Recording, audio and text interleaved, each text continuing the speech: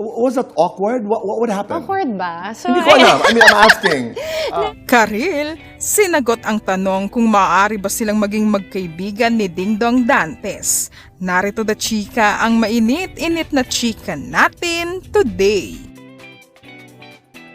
Mainit na pinag-uusapan ang panayam kay Karil sa programang Pastok with Boy Abunda matapos siyang tanungin tungkol sa muling pagkikita nila ng dating kasintahang si Dingdong Dantes. Sa tanong ni Boy Abunda kung naging awkward ba ang muling pagkikita nila ni Dingdong Dantes noong nag-guest ito sa It's Showtime, tapat na sagot ni Karil na hindi niya ito ikinonsider ang awkward. Anya, nakita niya ang ilang mga video clips ng nasabing pagkakataon at naniniwala siyang hindi niya ilalagay ang sarili sa sitwasyon kung hindi siya handa. Alam niyang may mga taong nag-iisip kung iniiwasan ba niya, pero para kay Karil, may tamang timing para sa lahat ng bagay. Pero sa huli, mas pinili niyang tignan ang nangyari bilang isang positibong karanasan.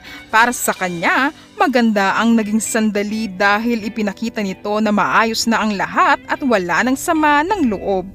Nang mapunta naman ang usapan sa posibilidad na maging magkaibigan sila ni Dingdong Dantes, naging malinaw ang pananaw ni Karil. Hindi niya sigurado kung angkop ang salitang friends. Para sa kanya, sapat na pareho silang nasa iisang industriya at kayang suportahan ang isa't isa sa mga proyekto. Pero ang pagiging magkaibigan nila ni Dingdong Dantes para kay Karil, tingin niya ay baka hindi na mangyari. Oh gosh. Are you looking forward to being friends? Supporting each other? Maybe Okay. the friendship, I don't think, is in the cards anymore.